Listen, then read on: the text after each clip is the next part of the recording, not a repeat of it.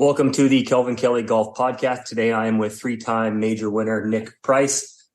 Nick, thanks for joining me. Thanks, Kelvin. Pleasure to be with you, man. Absolutely. Let's swing changes. Let's dive right into the conversation. We're chatting a little bit before I hit record here. Yeah, I think, change of swing or changing your swing is something, that's used a little loosely. I mean, I think it's more about refining what you got when you were a kid, and I think guys who get off on the right foot, who have good coaching as a youngster, their fundamentals are sound. Take someone, let's say Tiger, for example, and Jim Furyk. You got two totally different golf swings there, but both were effective, both knew how to think, and they both had their own idiosyncrasies and both had bad habits that they would slip into with their swings. I think when Tiger started working with Butch back in sort of like the late 90s, I think it was, they really gelled as a coach and a player. And I think Butch figured out with Tiger, this is what happens when you start losing it. And so just try and work on those margins and get those margins from, say, a great bit of difference and just making your margins more finite and smaller. And I think the same with Furyk, even though Furyk has, a couple of different swing planes in his backswing and downswing, it was repetitive and he got into a good position. But you know what? He would have bad habits.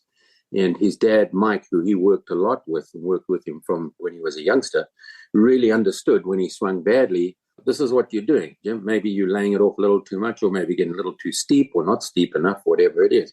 So for me, making all the changes, it was more of refining what I had. I think that was the biggest thing. So when I look back to my early days, I had probably a foot change in swing plane from the backswing to the downswing, maybe even a little bit more, very much Furyk-esque. And when I was playing really well, I only dropped the club maybe 2 or 3 inches. I'm not comparing myself to Hogan, but that's what he did. And there are a lot of players that did that as well, where, the club would flatten out on the way down. When I played well, when I did make that transition on the way down or that shallowing out, I did it with my shoulder, my hands, and the club head. It wasn't one left the other. It wasn't where the club laid off and the club laid off and got flatter and my body was swinging the same way. Everything kind of shifted to a flatter plane. So that's what Furyk does. Miller Barber used to do that. Miller Barber, who was a great ball striker, who had a very similar swing, or Jim Furyk had a very good similar swing to he. I think people who just go and say, well, I'm going to change my golf swing. I mean, Bryson DeChambeau, for example, he changed his golf swing. I think it changed because the swing itself didn't change, but the way he went about swinging changed, trying to hit it further, trying to do all these things. Now, it's good to increase your speed a little bit. But I think when you try and get away too far away from what you naturally do, then I think you're going to get into trouble. Do you think that DNA in a player's swing is established as a junior golfer? What you're born with? I mean, it sounds like that puts an importance on having a proper junior coach. Skills isn't quite there yet. Yeah, you can assimilate it to almost like the way you walk. If you walk pigeon-toed, you try and walk when you're in your early 20s and try and change the way you walk. It's very hard to. Now, you can get orthotics and things like that can help you to walk a little different. But generally speaking, it's the swing that you have is the one that you're going to go with. Let's take a look at Jordan Spieth, for example, right now. I think he's got away from what he was doing well when he came out of college. He's working on some strange moves. I think strange moves now. I'd love to get with his coach and get inside his head and find out what he's working on, but he's not driving the ball very well. And I think that's what's holding him back from winning more majors. So I think if he went back to what he was doing 10 years ago or 5 years ago, whenever, when he came out on tour, when he was hitting the ball his best, that's what I would do as his coach. I would work more toward those sort of things. So, and maybe they're doing it. It just doesn't look like they're doing that to most of us who watch the game. Yeah, it looks a bit different in his rehearsals. Basing it off your book that you did with Lauren, you have pictures of your old swing that you mentioned in the beginning. It was big time. I'll pull you right here. Just pretty ugly, wasn't it? Yeah, steep, and then you can really see the big time steep. Right. Exaggerate. Is that what you mentioned, where the loop was more dramatic? Yeah. And what's happened, if you have a look at the right-hand picture, that's a pretty good position, but I've got a really difficult way to get to it. But it was when I was swinging well and I timed the ball, when I was timing my swing well, I would play well, but very streaky. So that's what I try to do with Ledbetter. When I started working with David, was to try and get to that position at the top without having all those extraneous moves. When did you start working with Ledbetter? 1982. So I had 4 years in Europe, 79, 80, 81, and then I played half a year in 82. In my first 3 years, I got better and better and went from, I think I was in the top, I was at like 53rd on the money list in Europe. Then I went to like 31st. And then my last year, I was in the top 15 and I won a tournament. And then the next year, I played horrible. I just played really badly. I was working twice as hard, maybe 3 times harder than I had done in the previous 3 years. And my game went south. And so when I got back to South Africa in 1981 to play on the Sunshine Tour, which was November, December, I spoke to Dennis Watson, who had got his tour card. And I was watching him swing, and I said, man, your swing looks really good. Well, who have you been working with? And he said, David. And so I phoned David immediately, and I said, listen, I've never worked with anyone. I had a lesson when I was like 17 years old from the local club pro, but that was about it. And I said, I want to come see. So I flew over here to Florida was right around middle of March of 82 and spent 6 weeks with him through April and just did a whole lot of drills just to try and get my playing better and my backswing, my setup better. And just that was the start. And it was a start of me trying to build a repetitive swing that would hold up under pressure. And that's basically what I was trying to do. Did you, in terms of the dramatic steep to shallow, did you already feel that or know that in your swing from seeing it on video, or was that pointed out by Ledbetter? You know what is funny? Yeah, I mean, I'd never really seen my swing in slow motion. And if you have a look at my backswing, I was a big fan of Ben Hogan and that 5 modern fundamentals.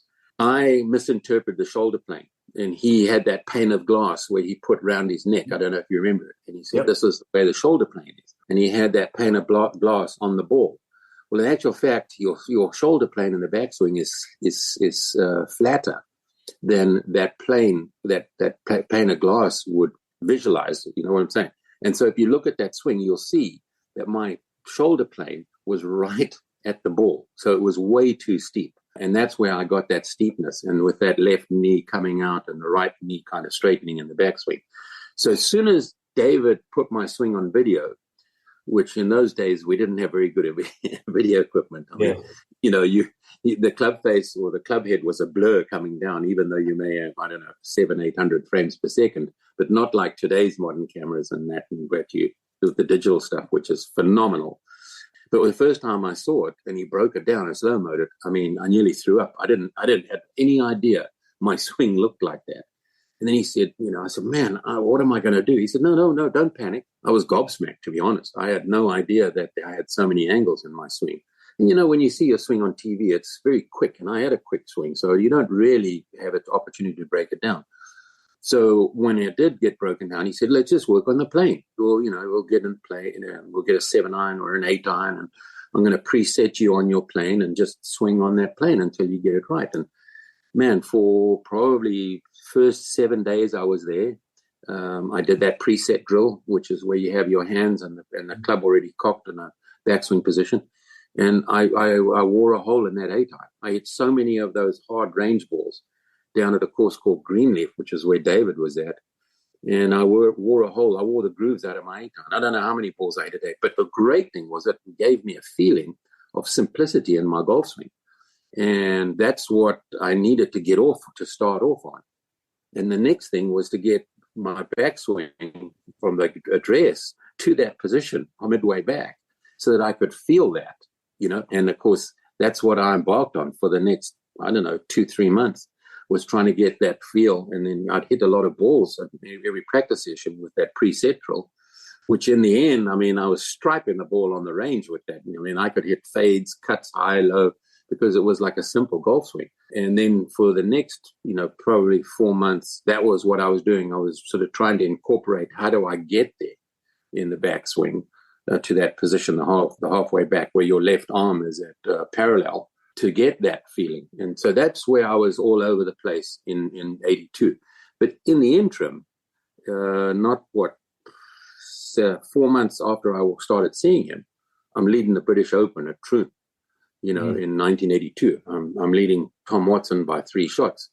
And I never thought, in 100 years that I would accelerate that progress so quickly. But then I got into some trouble. I swung a little bit quickly, and I didn't have the confidence, nor did I have any kind of experience with what felt like a new golf swing. So that was what was really difficult for me. It took me a while to get that.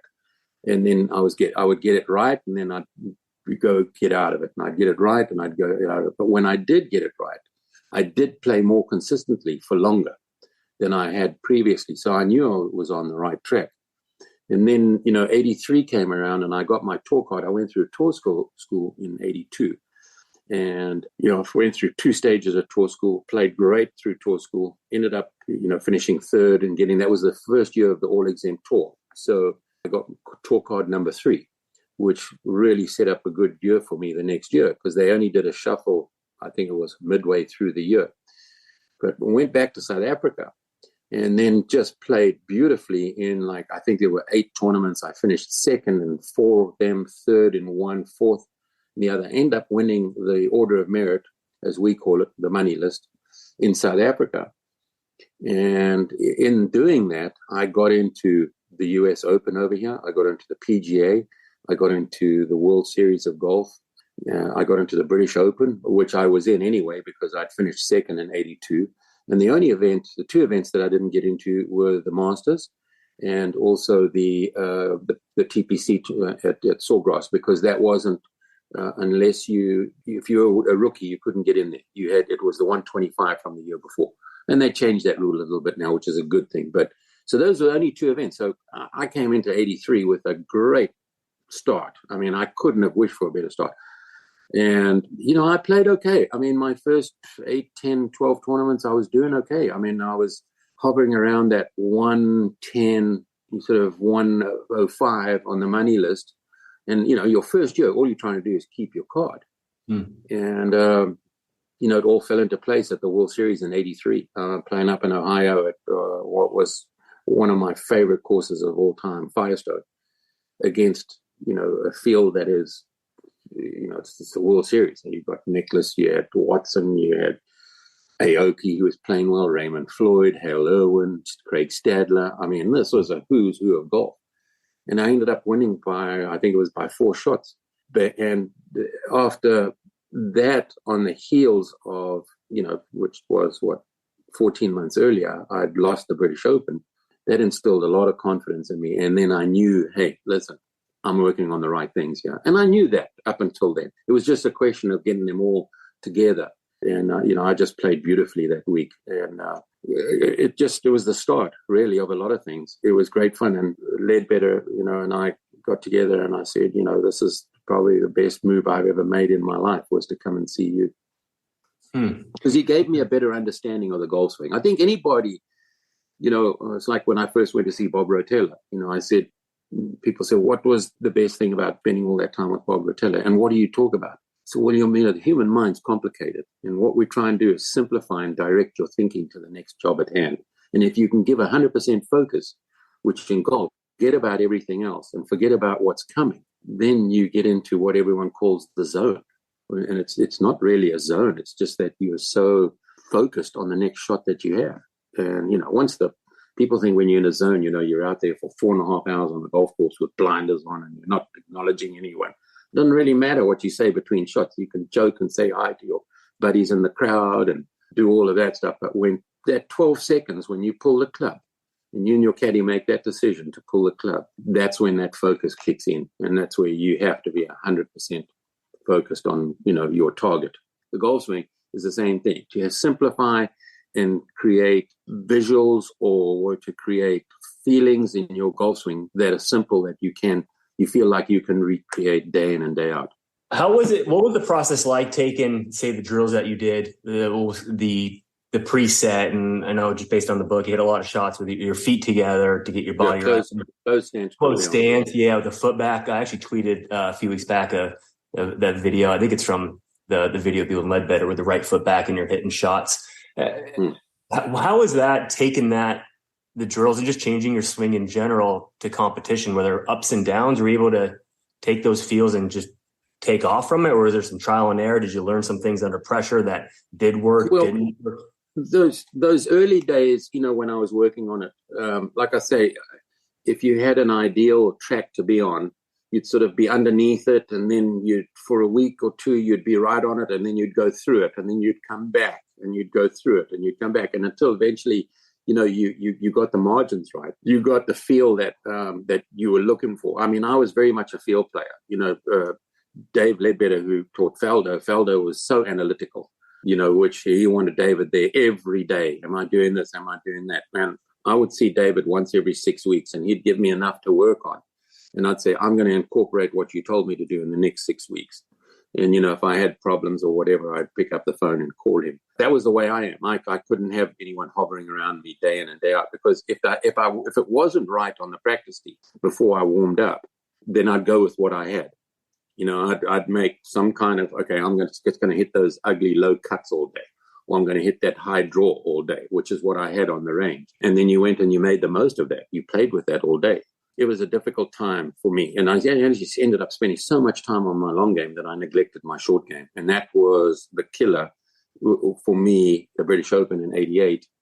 And from 88 onwards, after coming second to Seve in that Open, I dedicated myself to spending a lot more time on the putting green and chipping green and in the bunkers. And then in 1990, 91, then everything turned around for me. Was there anything in the mental side of the game that you mentioned, Dr. Rotella's work, anything that you think are must-haves in terms of the phases of the golf shot, anything you learned in terms of visualizing the shot? I mean, what did you do in terms of routine? There's lots of things. Routine is probably the most important thing. And Squeaky, my old caddy, he and I would never talk in negatives. We would never say bunker, water, we're not how far over the bunker. We would always say how far to the front edge of the green. There's no one would ever say there's out of bounds right. Squeak would always say there's plenty of room left. He wouldn't say you don't want to go there and you don't want to do this. Every time you did that, one of us did it, we'd fine each other. And we accrued quite some considerable fines over some weeks. And it was funny us watching other guys who, were really good players, how there would be negative connotations in the banter between the player and the caddy. But that was one thing that, we did really well. So we only spoke in positives. The other thing was my pre-shot routine, because I have a habit of getting really quick. When I get excited and I'm playing really well and the adrenaline's pumping, let's say I normally take from the time I pull the club to hitting the ball 12 seconds. That would get to 8 seconds. And the whole thing for me with that pre-shot routine was to make sure that whether it was a drive on the 72nd hole where you're leading by a shot, or whether it was the opening tee shot of a tournament, or whether it was the 13th hole after you've made a double bogey, or whether it was the 8th hole after you've started with 6 birdies, whatever it was, that shot, the time you take that pre-shot routine did not falter at all. And the same applied with your bunker shots or with your chipping or whatever. And eventually, if I was taking too long, if I didn't call myself off, Squeak would notice that I'm not 100% committed to the shot, or any of the caddies that I had, and that I sort of try to help them, all the guys that caddied for me, making sure that I got that pre-shot routine just right. So that was a really important thing for me. And then staying in the moment. They always say, stay in the present. You focus on the next shot 100%. You've totally forgotten you made double bogey or triple on the hole before, and that sort of thing. So be more into your target on the golf course than mechanics. The more you're into your target, the better off you are. I'll give you a great example. When you got a guy outside the key in basketball and he's got 2 guys marking him, he knows exactly when he's looking, he might be looking down court, and when he turns, he knows exactly where that basket is. It's the same thing in golf. When you've got your eyes down over the ball, in your mind's eye, you've got to be able to see your target while you're standing there. You're looking at the ball, but you're not really seeing the ball. In your mind, you can see that target. And it's funny, if you're aligned a little bit to the right or a little bit to the left, your body will make an adjustment because your mind is telling you that's where you've got to go. So so all these little things you learn, when you read Bob Rotella's book or you spend time with him and you talk to any great players. I was always a guy who would go up to guys and ask them questions, guys who were better players than me. What do you do in this situation? What do you do in that situation? And, pretty much the same thing was I do what I feel like is the best shot for me at that time. So if you stay in that present time and you stay with that next shot and give it 100% focus, you learn all this other stuff that you're doing wrong. And when you get to do it right, it simplifies the game so much. As a coach, when I'm giving people lessons and then eventually going out on the course with them, I'm always kind of been interested and almost obsessed with, as Carl Morris, my kind of performance coach that helps me out, and I've been on his podcast a few times. He calls it the power of attention. You talked about kind of having that, I call it a third eye gaze, never losing sight of the targets. Obviously, your body can still organize the movement if you have a clear intent. And like you said, never losing sight of the target. You said you mentioned you were a field-based player. Did you have any key swing thoughts that you played with that you cycled through the years? Was it just a feel based on the shot? I mean, how much of it was in terms of on the ball court? Invariably, whatever you work on, I always worked on my backswing move. You see guys like Justin Thomas, Rory, and guys like that practice that first takeaway, but where they go from, club goes from address position to where it's halfway back in the backswing. That's such a key part of it. I always felt that once you pull the trigger, my brain certainly couldn't work quick enough to make an adjustment on the way down. Now, some guys said they did. Jack said that, he felt like when he got the club across the line, or if he got it laid off, he would do whatever. I couldn't do that. And I'm not disputing that, but guys who have that great a feel can do it. But once I pulled that trigger, it was go. It was like, that's I'm gone. Lenny Watkins and I were the same fast reaction players. And so I worked on something in my backswing. That's what I always do. I try and get maybe a little more width with my right elbow, or get the club rotating, and instead of getting it a bit shut and then getting too steep, I try and get the club face a little more open. But, before I started my pre-shot routine, so let's say, for example, I pulled my driver out the bag, I go and tee the ball up and I walk behind, and that's when I'll do my drill. And then once I've done that, put into my mind, as far as I'm concerned, what I need to do with that backswing. I'm not going to get over the ball and do it while I'm over the backswing.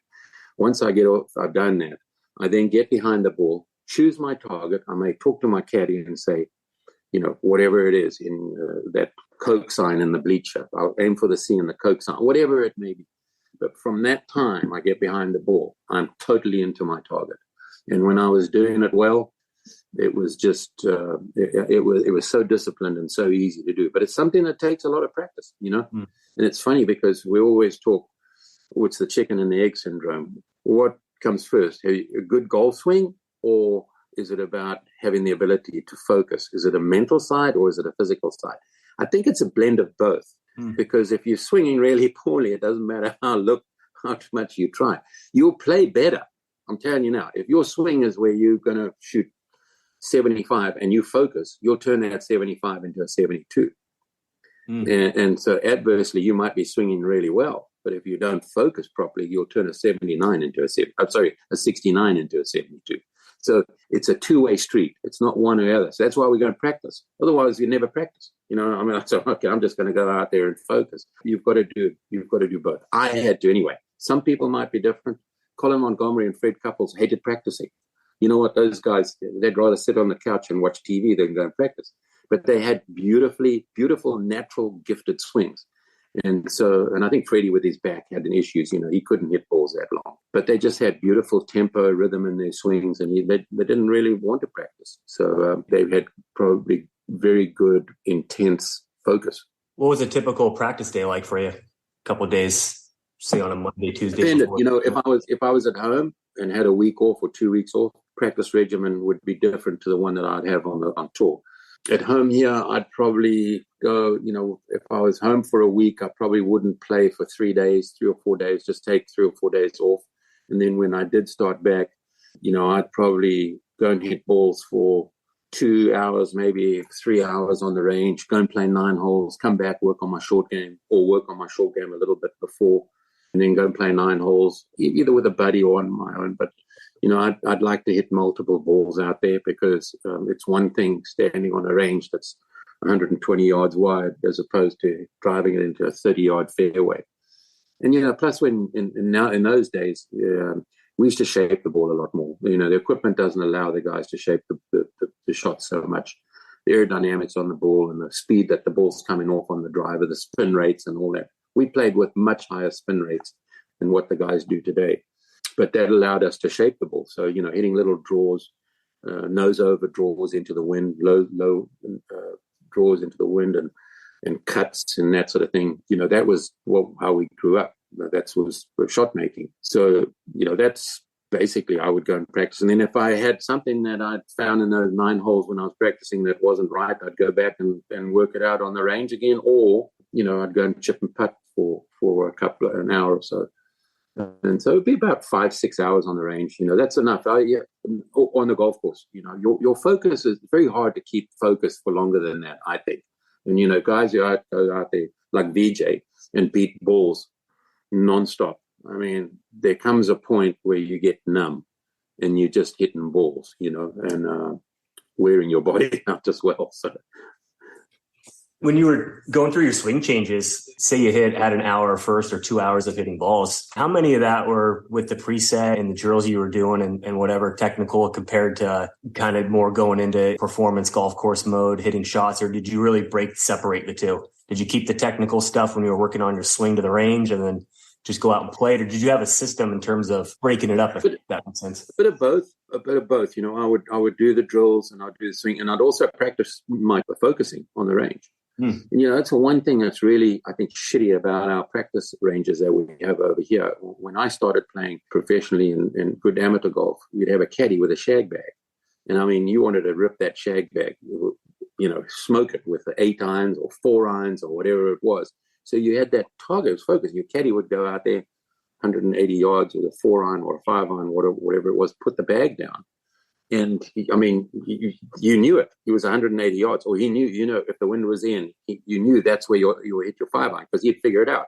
He was looking where the ball's pitching and sort of generalize, okay, this is a spot, and then walk back, 10 yards so he wouldn't get taken out if he lost his eye on the ball. But that's the thing, go out there and put something down at a distance and be focused on it, because, that's what we're trying to do in golf. And how many times you go on the practice tee and you got this huge practice tee, there is no focus. There might be one flag on that practice tee that is at the distance that you're trying to hit at, whether it's 135 or a 9 iron, or it might be at 175 with a 6 iron. I always tend to find myself, if that's the case, I will gravitate towards hitting whatever club it is at that flag because it's specific. That's the thing. It's not, because if you're not looking at something specific, then you start thinking about your golf swing. And sometimes that's not a good thing. How many times, when you get on the golf course, I always say this to amateur guys when they get frozen over the ball. I say, how many times you go out there and you get so cross because you've now played so poorly that you just tee it up and smoke it. And as soon as you tee it up and smoke it, off it goes, because you've had this paralysis through analysis and you've just lost the freedom of swinging the club. And that's what you do. I think when you start struggling on the practice tee and you're not hitting the ball well on the practice tee, go be more focused on your target. Get into your target more. Get into a target more as opposed to what you're doing. And that'll free up your swing a lot. Great phrase that, free up your swing, which is what, Rotella talks about a lot with players. If you're not focused properly, you're not freeing up your golf swing. I like that. Here's the picture of the steep shoulder plane compared to the. There it is. Yeah. Even in your junior golf years, was that the pattern? I think 1981 was bad year for me because I remember, if I tell you, I played the first 3 years in Europe really well. And then I got away from, I think I started trying to be, more, I tried to copy a lot of things that Hogan was doing, because I got off track, and I don't know where and how and what I got off track. But reading that 5 Modern Fundamentals, it was my nighttime reading, and so I would try and read, a little bit every night, and that was the issue that I had, was that shoulder plane. I think that was really that's where it all. I may have practiced that too hard in that period, and it would have been great if I'd had the ability to have had a really good teacher at that time, like David, who would have nipped that in the bud right then and then and said, maybe he wouldn't even got me working on that. But certainly I don't feel it was like that pronounced in 78, 79, 80. So just crept in your swing. Yeah. I told my one of my good pals that I was chatting with you today, and he had to make sure I asked you. I had to look up the name, but not that keen on golf history as much as I think I am. Simon Hobday, how much of an influence he had on you? He was great. Yeah, he was the only decent player we had at home. Well, we had a couple of other guys, but he was the only decent pro that we had. We had another guy, George Harvey, who was a great player, amateur player, and he turned pro for a short period of time, but he never liked a suitcase. He didn't like if he was playing at home where he could sleep at home. He was unbeatable. But Simon was just a real character and a beautiful ball striker. And when I first watched him play, which was in the late 60s and early 70s, we were still using the small ball, the British size ball, the 1.62. Okay. Yeah. And he was a genius with that ball. I mean, he could hit that ball through the wind. I mean, he hit this beautiful draw, very simple, repetitive action. And then the big ball came along, was introduced in 1974, I think it was 73, 74, globally. The balls that we were getting in Europe and South Africa weren't very good. All the manufacturers had changed the ball manufacturing from the smaller ball to the bigger ball. And there was quite a leap in construction and manufacturing. It changed a lot. The British manufacturers struggled for a long time, made some terrible golf balls. But then in the late 70s, they caught up, Titleist and all of the great golf balls over here at that time, which were Hogan, Titleist. They weren't readily available in those days. And, it wasn't like the reps now, they'd give you 3 balls, on the tee. That was it. And, Titleist, I mean, it was impossible, almost impossible to get a contract with them unless you were one of the top 3 or 4 players in Europe. You didn't get Titleist balls. So we used Dunlops or Slazengers or whatever other golf balls the manufacturers had. People often said, well, why didn't you buy your own golf balls? Well, they weren't that easy to buy in Europe. I mean, if you didn't take them over with you, from England or from wherever it was, they weren't that easy. So anyway, but he struggled. Simon really struggled when the big ball came along, and then he became a really good ball striker. I think it affected his putting more than anything else. Don't ask me why, but he was never a nervous putter. But when he switched to that big ball, whether it's psychological or whatever it is, I don't know. But anyway, he was a great influence on me because he taught me a lot of things about the golf swing. I remember asking him when I was about 15.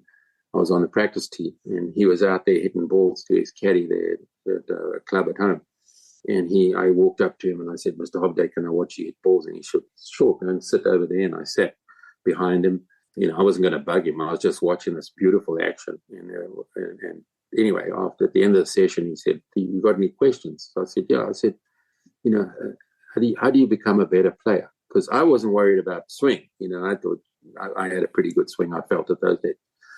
And he pointed to me. He pointed with his 6 sign or whatever it is. And he pointed, and he had worn out a hole, or he'd knocked off all of the face. There was worn a hole through the chrome plating on the face. And he said, right in the middle of the club, he said, "If you learn to hit it out of the middle here, more than your opponent, eventually you're going to beat him."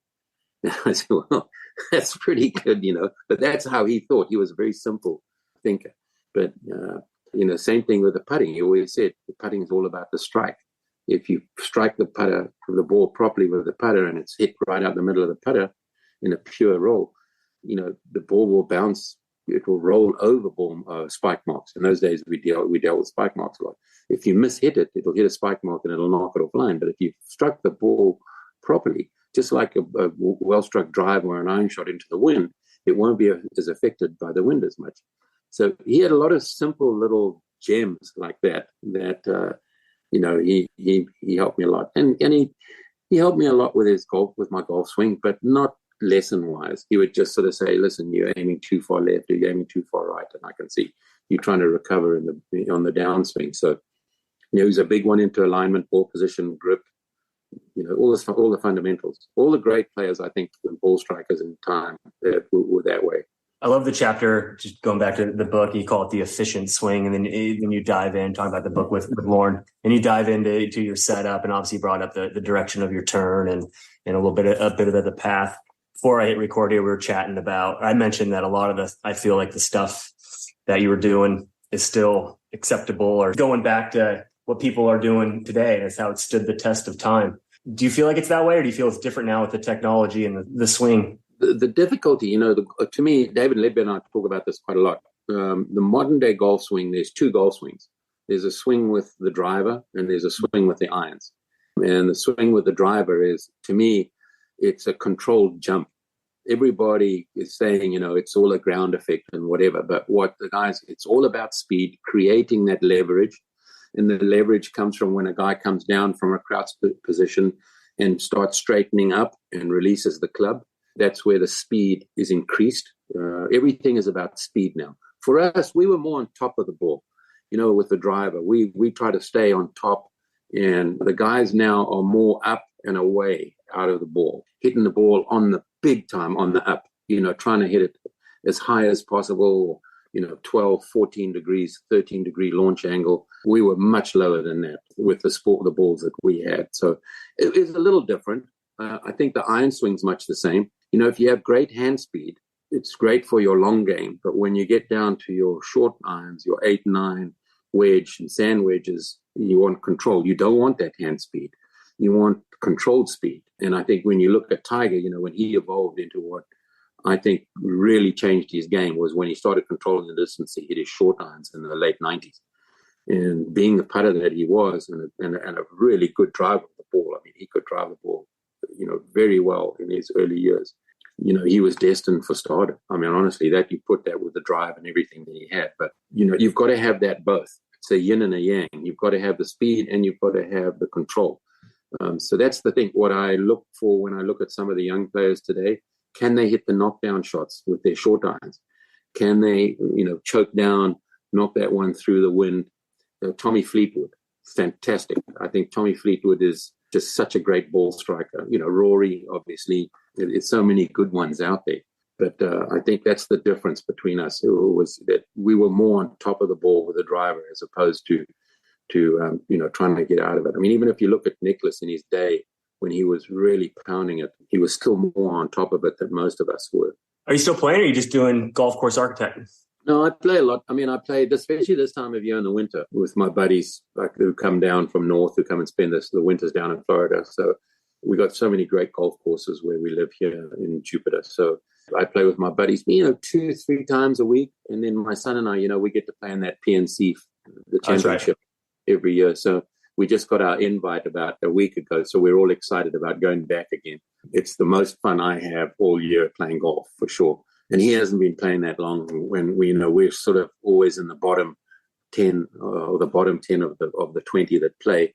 But we've had some great years and we've had a lot of fun. So and then summertime, not a lot. I spend a lot of time in summer fishing, but, and we travel a lot, my wife and I. So, but I still enjoy playing. My competitive drive went out of me. I had a torn epicondral tendon, the tennis elbow, right near my elbow in 2013, and I was out for about a year. And then when I came back, I just didn't play very well. So early 2015, March, April 2015, I retired. I just said, that's it, I'm done. And I didn't have the drive that Mr. Langer has. Fair enough. What are your top favorite courses of all time? Or what are you being in golf course? The three courses that I really love, Muirfield in Scotland, which is probably the most shot variety, and you will use every club in your bag if you play at Muirfield, especially under tournament conditions or championship conditions. You have a balance, you have a lot of left to right, across, down wind shots. You have into the wind, you have downwind, you have right to left, into, cross, quartering in, quartering cross. I mean, it's a really great test of golf. And visually, it's just a sound architecturally designed golf course. And I love playing the Open now. I always wanted to win the Open there. But anyway, and then my next one is Kingston Heath, which is down in the Sandbelt in Melbourne, Australia. They've got some terrific courses down there, and Royal Melbourne and Huntingdale and Commonwealth. They've got so many great courses, but Kingston Heath is another one. It's an architectural masterpiece. I absolutely love that golf course. Doesn't have any ocean around it. It's inland on pretty flat piece of property, but it's an architectural masterpiece. It's just great variety of holes, of looks. That's one. And then Pine Valley. I love Pine Valley. I think Pine Valley is like, for most people who, for most of us who are architects, we'd kill to get pieces of property like that to build a golf course on. They just don't come like that too often. Crenshaw and, a lot of the guys, Gil Hans and the top architects, they get properties like that. But I'm still waiting for my chance on a piece of property like that. Is it just carved through? Obviously, I've seen pictures of it. I haven't been able to play it. Is it just carved through the whatever trees? It's probably, I don't know, it's on top of this sort of hill, and it's 300 acres of beautiful sand and natural bunkering and waste or native areas, shot variety, visually stunning, got some phenomenal holes. And then also, when you drive through, you stay the night, you normally play in the afternoon or in the morning, and then stay the night and then play the next day. And you feel like you're in this golfer's paradise. There's another course down here that's just been built in South Georgia about 5-6 years ago called Ohupi. And it's the same way. It's a great golf course. And from the time you drive in to the time you leave, you're in this golfer's mecca playground. It's so much fun. So, a day's golf for me is not always about, how beautiful the golf course is, although all the courses that I mentioned are beautiful, but it's about the whole day's experience. People always say, well, you had abandoned dunes. Have you been to Pacific Dunes yet? I said, no, because I don't want to spend 6 hours playing golf anymore. I did that for a long time, the US Open practice rounds and that, So, and I've certainly seen a lot of great pictures of those courses, but they are pretty. I'm really conscious of your time. It's been a great chat. I really appreciate you taking the time and chatting golf swing with me. It was a great conversation. No problem. Answered all my questions on the swing. Always happy to talk about golf. Yeah, for sure. Thanks again. Let's definitely keep in touch. All right, Kelvin. Good luck, man. Bye. Bye.